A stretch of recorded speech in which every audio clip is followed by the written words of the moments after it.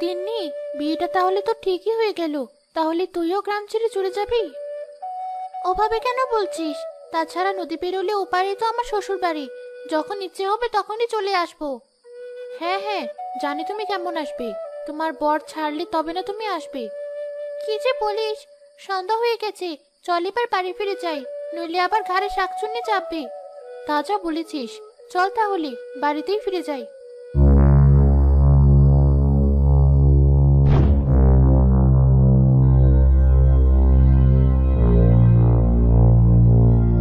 গ্রামে আবার বিয়ের গন্ধ। আমি থাকতে ওদের বিয়ে হবে? বাজনা বাজবে, আলো জ্বলবে।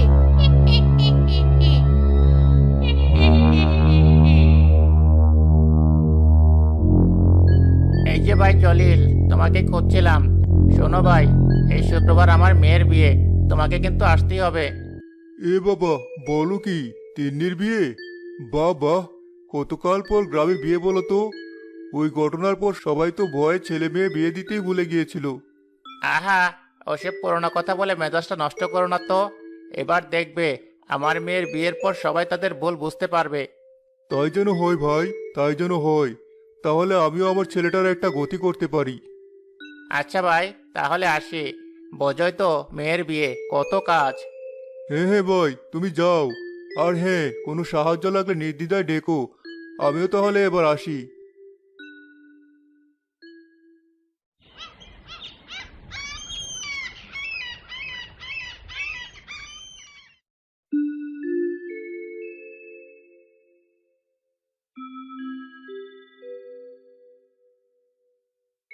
মা, তুমি আবার কাঁদছো? কি করব মা, আজ তো তুই পর হয়ে যাবি, এই ঘরটা আমার শূন্য হয়ে যাবে। ধুর, কি যে বলো!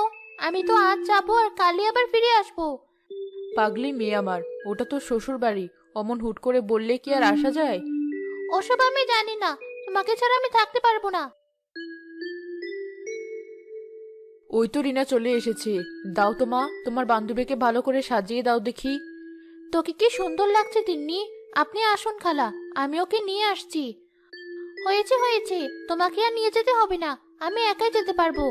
মা, তুমি রিনাকে নিয়ে একটু যাও দেখি, আমি একটু পরেই আসছি। মেয়ের লজ্জা শরম বলতে কিচ্ছু নেই। চলুন তো খালা, আমরা চলে যাই। ওর যা ইচ্ছা ও তাই করুক। আজ আমি এই বাড়ি ছেড়ে চলে যাব। সৃষ্টিকর্তা, তুমি আমার বাবা মাকে ভালো রেখো।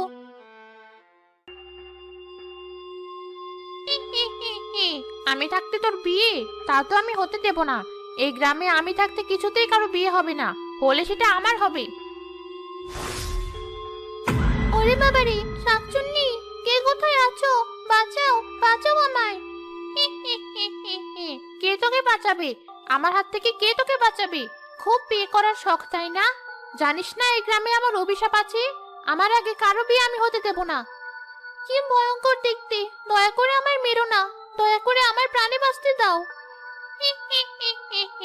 প্রাণে বাঁচতে চাস? তাহলে যে তোকে অনেক কষ্ট সইতে হবে। পারবি তো? সব পারবো, তবু দয়া করে আমার প্রাণে মেরো না। বেশ, তাহলে চল আমার সাথে। শাকচুন্নি তিন্নিকে ঘাড়ে চাপিয়ে উড়ে উড়ে পুকুর ঘাটে আসে। ওরে বাবারে, ছাড়ো, ছাড়ো আমায়! কেন? তুই না বললি প্রাণে বাঁচতে চাস? তাহলে যে আমার কথা মানতে হবে।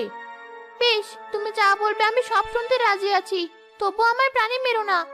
তাহলে আজ থেকে পুতুল হয়ে ঝুলে থাক আমার কাছে। শাকচুন্নি জাদু করে তিন্নিকে একটা বউ পুতুল বানিয়ে গাছে ঝুলিয়ে রাখে। বিয়ে করার খুব শখ, তাই না? এবার ঝুলে থাক আমার কাছে।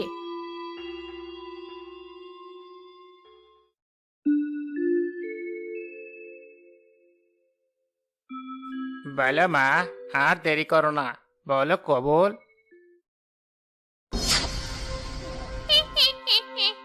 কবুল।